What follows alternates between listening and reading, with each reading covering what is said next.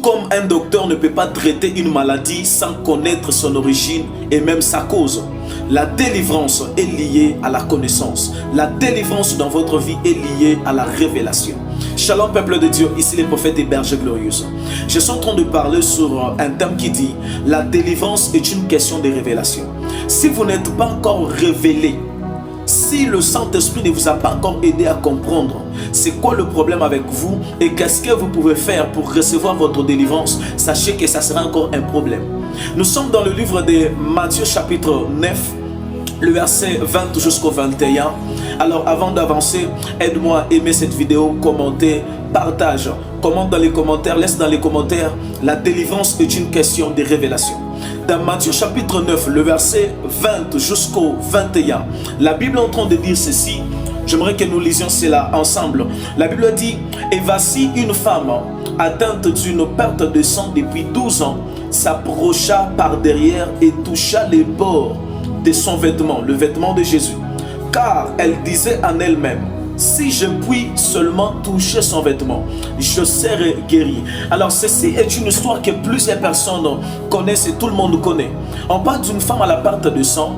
La Bible dit elle a dépensé tous ses biens, elle a dépensé sa richesse pour sa délivrance, mais elle n'a rien trouvé en retour.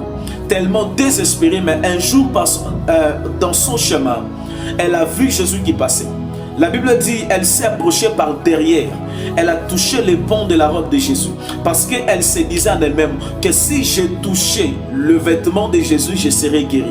Et la Bible dit, au moment où elle a touché Jésus, elle était guérie. Ça, vous le savez. Mais il y a une chose sur laquelle plusieurs chrétiens ne tirent pas attention. Quel prophète avait prophétisé à cette femme que le vêtement de Jésus est la source de ta guérison? Quel prophète avait annoncé à cette femme que ma soeur, tu dois aller toucher Jésus pour être délivrée? Personne, mais elle a reçu la révélation elle-même. Je commence par annoncer à une personne que ta délivrance est liée à ta révélation. Toute chose ne s'enseigne pas. Toute chose ne s'enseigne pas dans la foi. Il y a certaines choses que seul l'Esprit doit te communiquer afin que ta délivrance soit déclenchée. Est-ce que vous comprenez? La femme, après avoir dépensé tous ses biens, enfin elle vient de réaliser que face à Jésus, je n'ai même pas besoin de dépenser de l'argent. Mais si je touche seulement le pan de sa robe, je serai guéri. Plusieurs personnes passent le temps dans des choses qui n'apportent pas la délivrance parce qu'ils n'ont pas encore reçu la révélation liée à leur délivrance. Est-ce que quelqu'un comprend ça très bien? La Bible est en train de dire ceci, que lorsqu'elle a touché Jésus, elle était guérie. J'aimerais que vous compreniez ceci. Toute pratique spirituelle que vous commettez poussée par la révélation, poussée par l'Esprit de Dieu, déclenche un nouveau vent et votre délivrance. Si pour que tu pries, il faut que tu sois poussé, c'est qu'il n'y a pas encore la révélation. Il y a des gens qui ont prié parce qu'ils ont été poussés par l'Esprit et après cette prière, la délivrance financière a débuté. La délivrance dans le mariage a débuté. Il y a des gens qui ont gêné, poussés par le Saint-Esprit, poussés par la révélation et après ces jeûnes prières, il y a une nouvelle saison qui avait commencé.